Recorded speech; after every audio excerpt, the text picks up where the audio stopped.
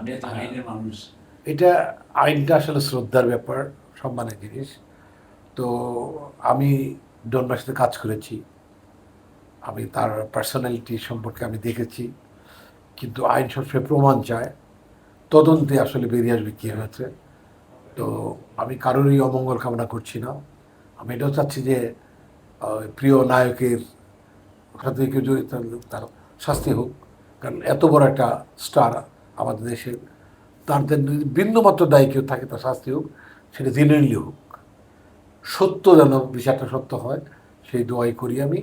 আর আমরা আমাদের পুলিশের সিআইডি দেখছি এবার জিনিসটা, জি।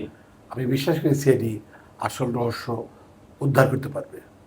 কি হয়েছে আসলে সেই বিষয়টা যেন খুলাসা হয়। কি হয়েছে, কেন হয়েছে, এটা সব প্রুফ হয়ে যাবে। এখন তাকে অ্যারেস্ট করার অর্থে কিন্তু সে গিল্টি না, না, না, না। সে অ্যারেস্ট করে যখন তদন্ত চলবে, তদন্তের প্রুফ সাক্ষী প্রমাণের ভিত্তিতে দেখা যাবে যে আসলে যাদের নামে মামলা হয়েছে তারা প্রত্যেকে নজরদারিতে থাকবে পুলিশের, পুলিশ হেফাজতে নিতে পারে, হয়তো হাজতেও থাকতে পারে দীর্ঘদিন, বাট যতদিন শাস্তি না হবে, যতদিন বিচারে রায় না হবে, ততদিন তারা না, আসামি না। আসলে বিজ্ঞ আদালত অবশ্যই তাকে এখতিয়ার রয়েছে, তারা জামিন নিতে পারে, কারণ তার শুটিং আছে, তার যে চলচ্চিত্র অনেকের প্রয়োজন আর ক্ষতিগ্রস্ত হবে, অবশ্যই বিজ্ঞ আদালত তাকে জামিনের মুক্তি দেবেন। আবার হাজিরা দিতে হবে, মামলা চলমান, মামলা চলবে, কিন্তু বিজ্ঞ আদালত তাকে জামিন দিতে পারেন। এটা হয়েছে কি, যখন ইমিগ্রেশন পুলিশ ধরেছে, উনি ইমিগ্রেশনে যাচ্ছিল, ওখানে এয়ারপোর্টে ব্ল্যাক করা আছে, যারা যেতে পারবে না, ওইখানে এমন একটা জায়গা যে দেশ ক্রস করার সময় পুলিশের হাতে আটকা পড়ে যায়। আর এমন একটা সেন্সিটিভ কেস এইটা, মানে অনেক মানুষ তাকিয়ে আছে, এবং যদি তাকে ছেড়ে দেয় পুলিশ, তাহলে বলবো পুলিশ ঘুষ খেয়েছে, এটা বলবে। এই জন্য আইন প্রয়োগকারী সংস্থা বিজ্ঞ আদালতকে পেশ করে, বিজ্ঞ আদালত ওনাকে জামিন দিবে বা মুক্তি দিবে, না বড় ধরনের শাস্তি হবে, আদালতের এখতিয়ার। এটা আচ্ছা, আচ্ছা, আচ্ছা। যে কেউ এয়ারপোর্টে যেতে গেলে তার বিরুদ্ধে যদি মামলা থেকে থাকে, এয়ারপোর্ট সে কট হইতে পারে।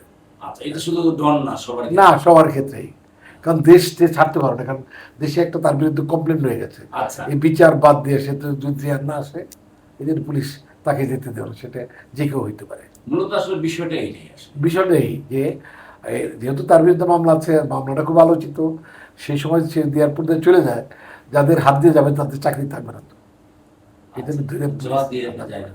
রাইট। সমিতির সে নেতা, নির্বাচনও করেছে সে, সেটা একটা সাইড। আর একটা মানুষের খুন হয়েছে, সেখানে তাকে সাসপেন্ড করছে, এটা আরেকটা সাইড। আর শিল্পী সমিতি তো এই এই বড় কাজে হাত দিতে পারবে না, সমিতির কাজ তো ক্ষুদ্র ক্ষুদ্র, যেখানে দেশের রাষ্ট্র জড়িত সেখানে করতে পারবো। তবে আমরা দুঃখ পাচ্ছি, আমরা কষ্ট পাচ্ছি যে আমাদের নিয়ে মানুষের এত লেখালেখি করতেছে, তো ভিডিও দেখছে, এইভাবে এটা চাই নাই আমরা কোনোটাই। আমরা চাই নাই সালমান শাহ উনি খুন হয়ে যাক, এটাও চাই নাই, তখন তো আমরা আসি না চলচ্চিত্রে। আমরা এটাও চাই না যে এখন এইভাবে শিল্পী বারবার সমালোচিত হোক, লজ্জিত হোক, অপমানিত হতে চাই না। আচ্ছা, আচ্ছা। আপনার সাথে সালমানের সাথে একটা দেখা হয়েছে। আপনি বলছিলেন।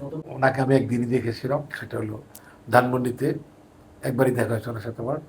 ধানমন্ডিতে আমি গাড়ি চালিয়ে আসতে উনি যাচ্ছিলেন স্টুডেন্ট লাইফ, তো আমি যখন গাড়ির হেডলাইটে তার চেহারা দেখলাম, তো আমি উনি সামনে ব্রেক করছে, আমি ব্রেক করেছি, তো আমি কেন যেন একটু সাইড ব্যাক করতে চাইলাম না, পরে সে ব্যাক করে সাইড দিয়ে চলে গেলো। এই একদিন দেখা হয়েছে আমার।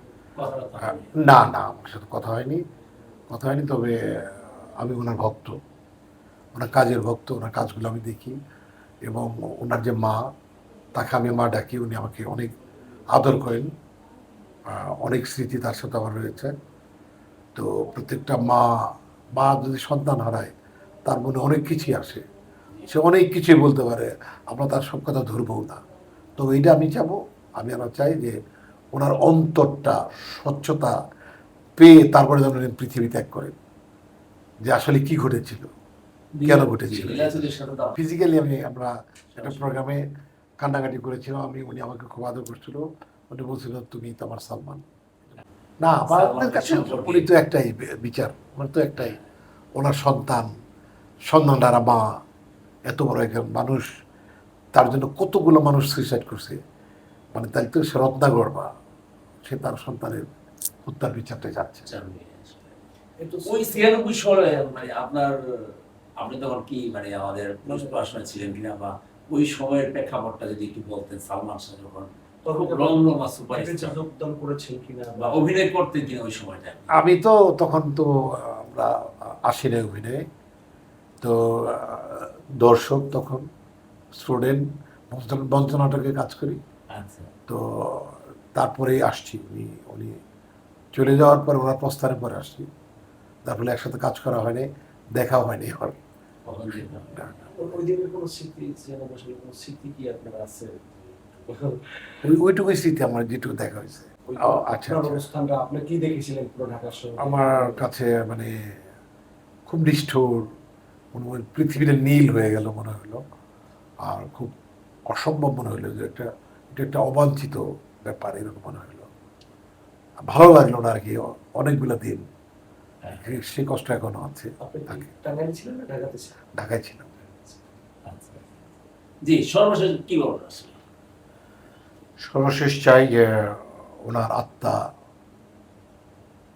যেন বেহেশতে থাকে, এত মানুষের ভালোবাসা। উনি তো আর ফিরবেন না, তবে ওনার যদি মৃত্যুর জন্যে এরকম যদি কেউ ফাইন্ড আউট হয়, তাদের শাস্তি হোক, এটাই আমি চাই।